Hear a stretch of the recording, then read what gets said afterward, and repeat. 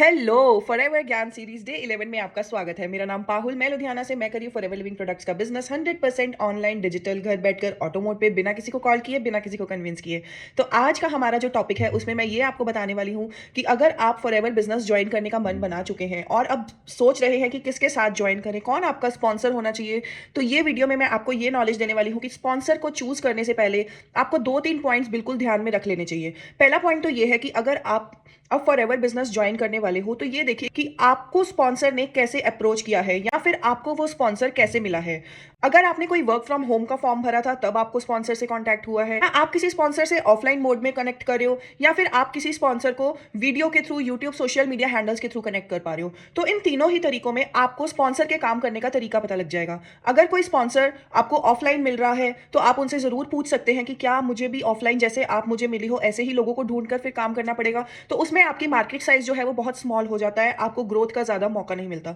Secondly, अगर कोई work from home का आपने फॉर्म भरा और आपको कॉल आ गई स्पॉन्सर की, अब वहां पर क्या होगा कि जब स्पॉन्सर आपको कांटेक्ट कर रहा है तो आपको क्या कंटेंट वो दिखा रहे हैं, क्या वो आपसे बातचीत कर रहे हैं, क्या वो आपको बिजनेस की पूरी नॉलेज दे रहे हैं या नहीं दे रहे, तो ये आपको बहुत अच्छा डिसीजन लेने में हेल्प करेगा कि आपको वो स्पॉन्सर के साथ बिजनेस करना चाहिए कि नहीं। अगर आपको पूरी नॉलेज वहां नहीं मिली थी तो मतलब उनका जो कल्चर है, उनका जो सिस्टम है बिजनेस करने का, वो ऐसा ही है कि मिड ऑफ द वे में आप कहीं किसी को ज्वाइनिंग करवा दो और बाद में उसको बिजनेस के बारे में पूरी नॉलेज मिल रही है। थर्डली, अगर कोई स्पॉन्सर आपको सोशल मीडिया हैंडल पर आकर पूरी नॉलेज दे रहा है कि बिजनेस क्या है, क्या करना होगा, कैसे करना होगा, कितना पैसा लगेगा, 100% A to Z सारी नॉलेज दे रहा है और आपके पीछे नहीं पड़ रहा, नहीं करो ज्वाइन, करो ज्वाइन, करो ज्वाइन, तो आपको ये डिसाइड कर लेना चाहिए कि आपको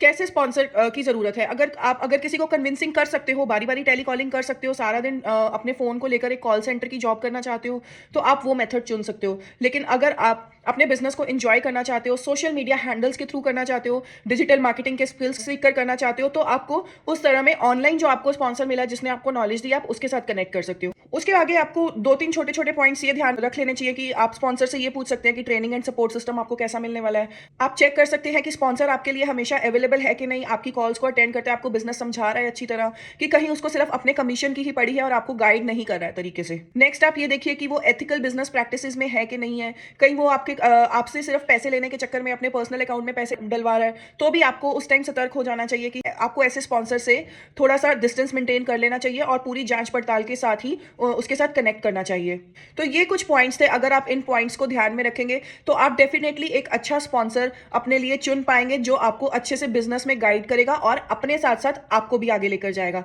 thank you. Stay tune for the next video.